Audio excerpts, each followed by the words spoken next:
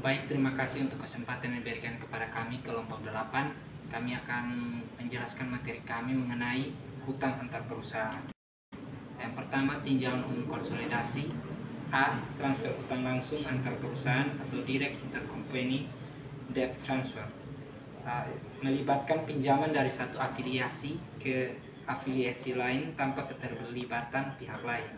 Contohnya ada piutang atau utang usaha yang timbul karena penjualan kredit dari persediaan anak perusahaan dan penerbitan wesel bayar dari satu afiliasi ke afiliasi lain untuk peminjaman dana operasi.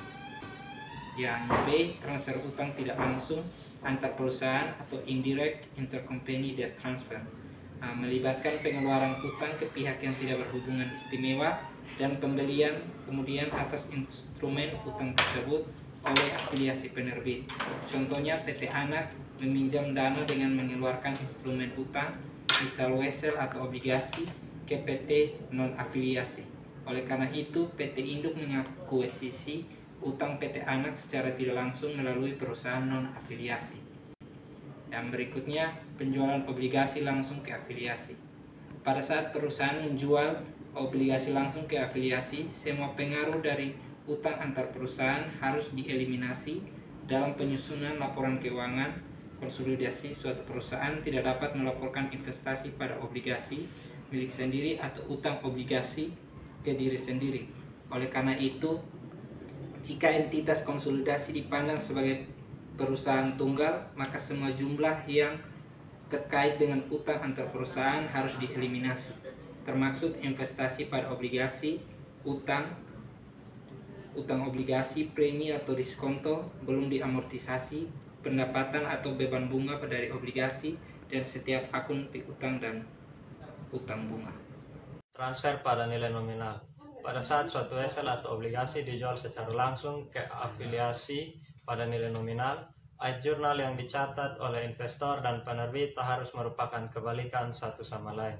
Sebagai ilustrasi, asumsikan pada tanggal 1 Januari 20 kali 1, PT Anak meminjam 100 juta rupiah dari PT Induk dengan mengeluarkan kepada PT Induk obligasi dengan nilai nominal 100 juta rupiah, tingkat bunga kupon 12% dan jangka waktu 10 tahun.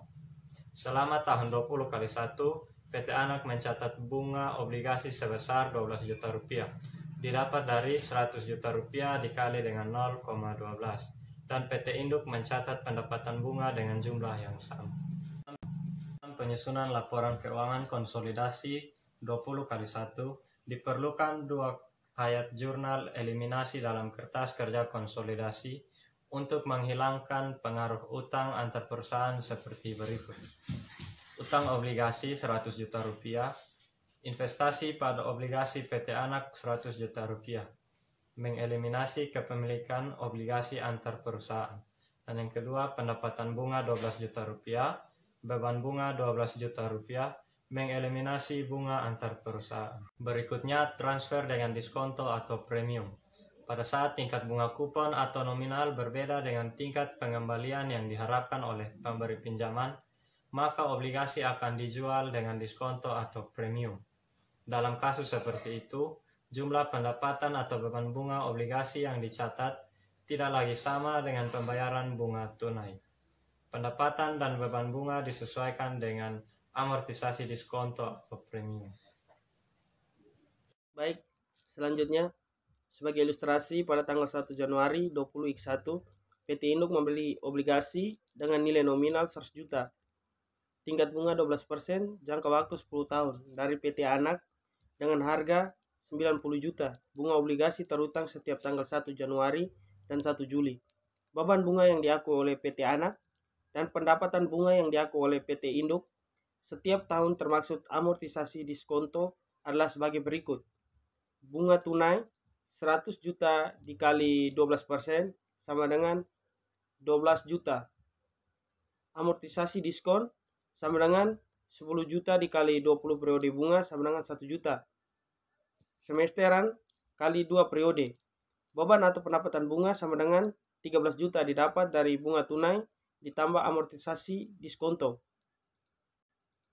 Situasi yang lebih kompleks terjadi bila obligasi yang dibeli dari pihak yang tidak berhubungan istimewa di kemudian waktu dibeli oleh afiliasi penerbit. Dari sudut pandang entitas konsolidasi, akuisisi obligasi afiliasi melunasi obligasi pada saat obligasi tersebut dibeli. Obligasi tersebut tidak lagi dimiliki oleh pihak luar entitas konsolidasi pada saat obligasi tersebut dibeli oleh perusahaan lain dalam entitas konsolidasi dan harus diberlakukan sebagai pembelian kembali oleh debitur. Akuisisi obligasi oleh afiliasi oleh perusahaan lain dalam entitas konsolidasi disebut pelunasan konstruktif. Sekian dan terima kasih.